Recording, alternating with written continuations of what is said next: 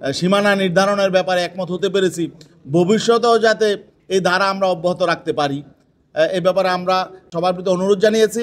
এখন আপনাদের সামনে কথা বলবেন ইসলামী আন্দোলন বাংলাদেশের সিনিয়র যুগ্ম মহাসচিব এবং দলের মুখপাত্র মাওলানা গাজী আতাউর রহমান। আসসালামু আলাইকুম ওয়া রাহমাতুল্লাহি ওয়া বারাকাতুহু। প্রিয় সাংবাদিক বন্ধুগণ, আজকে ঐতিহাসিক জুলাই মাসের 2 তারিখ। আমরা শুরুতেই 2024-এর জুলাই অভ্যুত্থানে যারা শাহাদত বরণ করেছেন তাদেরকে স্মরণ করছি, এবং জুলাই অভ্যুত্থানে যারা বিভিন্নভাবে অবদান রেখেছেন, আন্দোলন করেছেন, আহত হয়েছেন, তাদের প্রতি গভীর শ্রদ্ধা জানিয়ে আজকে ইসলামী আন্দোলন বাংলাদেশের পক্ষ থেকে আমরা আজকে ঐক্যমত্য কমিশনের বিভিন্ন বিষয়ের ব্রিফ করছি। আমার সাথে আজকে ইসলামী আন্দোলন বাংলাদেশের প্রতিনিধি দলে ছিলেন আমাদের অন্যতম যুগ্ম মহাসচিব ইঞ্জিনিয়ার আশরাফুল আলম। আজকে খুব চমৎকার পরিবেশে আলোচনা হয়েছে। সকালের আলোচনায় প্রথম ভাগে যে বিষয় আলোচনা হয়েছে এবং সেই বিষয়ে আজকে এই প্রথম সর্বসম্মত ঐক্যমত্য হয়েছে, এটা আমাদের জন্য একটি শুভ লক্ষণ যে আজকে একটি বিষয়ে আমরা সকল রাজনৈতিক দল এবং আমাদের ঐক্যমত্য কমিশনের যারা রয়েছেন সবাই মিলে আমরা একমতে পৌঁছতে পেরেছি। এই জন্যে আপনারা সাংবাদিক বন্ধুগণ আমাদেরকে সহযোগিতা করছেন, আপনাদের ধন্যবাদ জানাই। আজকে প্রথম যে বিষয়টা ছিল নির্বাচনী এলাকা নির্ধারণ। তো নির্বাচনী এলাকা নির্ধারণের ব্যাপারে আগে আসলে আলাদা কোনো আইন ছিল না, এই জন্যে এবার নির্বাচনী এলাকা নির্ধারণের ব্যাপারে বিশেষায়িত একটি কমিটি হবে এবং এটা সংবিধানে থাকবে।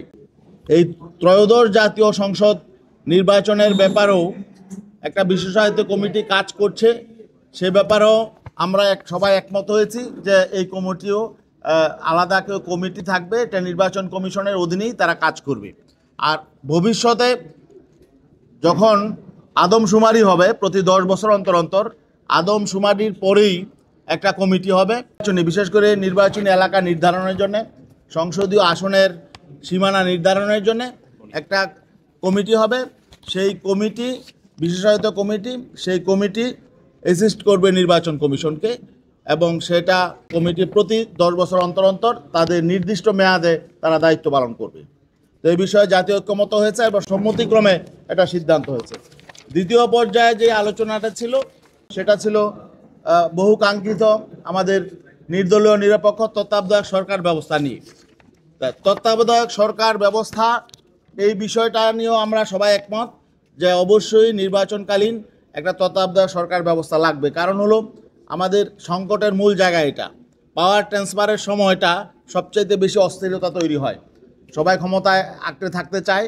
এই জন্যে এখানে সকল রাজনৈতিক দলের ব্যাপারে একমত যে অবশ্যই একটা তত্ত্বাবধায়ক সরকার থাকতে হবে, যেই নির্দলীয় তত্ত্বাবধায়ক সরকারের অধীনে জাতীয় নির্বাচন হবে, এই ব্যাপারে সবাই একমত। তবে সরকার গঠন প্রক্রিয়া নিয়ে এর মধ্যেও অধিকাংশই প্রায় কাছাকাছি মত, কিছুটা দ্বিমত আছে, বিকল্প প্রস্তাব আছে। তা আমরা ইসলামী আন্দোলন বাংলাদেশের পক্ষ থেকে বলেছি যে ত্রয়োদশ সংশোধনীর মধ্য দিয়ে যে তত্ত্বাবধায়ক সরকার ব্যবস্থা প্রণয়ন করা হয়েছিল এটা ভালো ছিল, চমৎকার ছিল।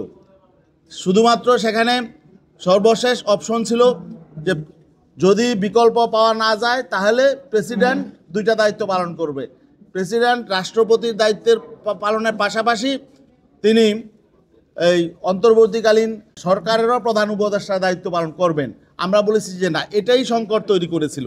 111-এ আমরা দেখেছি যে এখানে এই ব্যবস্থাটা রাষ্ট্রপতির কাছে যাওয়ার কারণেই আসলে মূলত 111 তৈরি হয়েছিল, এবং অতীতে এটা যেভাবে মিসইউজ হয়েছে যে বিচার বিভাগকে প্রভাব বিস্তার করার মধ্য দিয়ে বিচারক নিয়োগের ক্ষেত্রে দলীয় মনোবৃত্তি বাস্তবায়নের মধ্য দিয়ে যেভাবে অতীতে এটাকে কলঙ্কিত করা হয়েছিল, ভবিষ্যতে যাতে কেউ করতে না পারে এ ব্যাপারে আমাদের যেহেতু বিচার বিভাগ কিভাবে বিচারপতি প্রধান বিচারপতি নিয়োগ হবে এই বিষয়েও যেহেতু আমাদের আলোচনা আছে, তো আমরা আশা করি ভবিষ্যতে হয়তো ওইভাবে কেউ দলীয়ভাবে বিচারক নিয়োগের ব্যাপারে প্রভাব বিস্তার করতে পারবে না।